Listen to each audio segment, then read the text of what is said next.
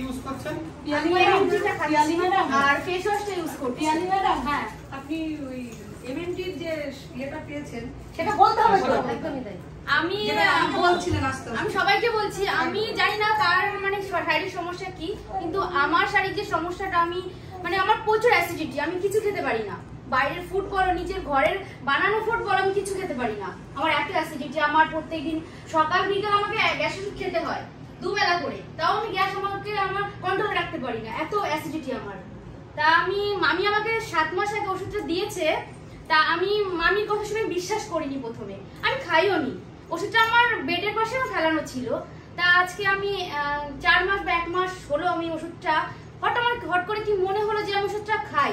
মামি আমাকে বারবার ফোন করে বলে, পিয়ালি ওষুধটা তুই খাচ্ছিস তো? তা মামিকে আমি বলি, না মামি আমি ওষুধটা খাচ্ছি না। তা মামি বলছে, পিয়ালি তুই একবার খেয়ে দেখ, যদি তোর কাজ না হয় তোর খেতে হবে না, ওষুধটা যখন দিয়েছি তোকে তুই বিশ্বাস করে খা। তা আমি সিরিয়াসলি সত্যি সবাইকে বলছি, আজকে আমি 1 মাস ওষুধটা খাচ্ছি।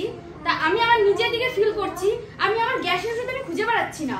যেখানে আমার গ্যাসের ওষুধ আমার সারা ঘরে থাকে, আমার বেডরুম থেকে শুরু করে, আমার কিচেন থেকে শুরু করে, আমার মানে যেখানেই বলো না, আমি মানে গ্যাস ওষুধটা সারাদিন ছড়িয়ে রেখেছি, যে ঝট করে যদি আমার গ্যাস হয় আমি যেখান থেকে হাত দিলেই পাবো। কিন্তু আমি আমার ব্যাগে এখনো গ্যাস ওষুধ আছে। তা আমি এই 1 মাস ধরে গুনে গুনে বলতে পারবো যে আমি কটা ওষুধ খেয়েছি।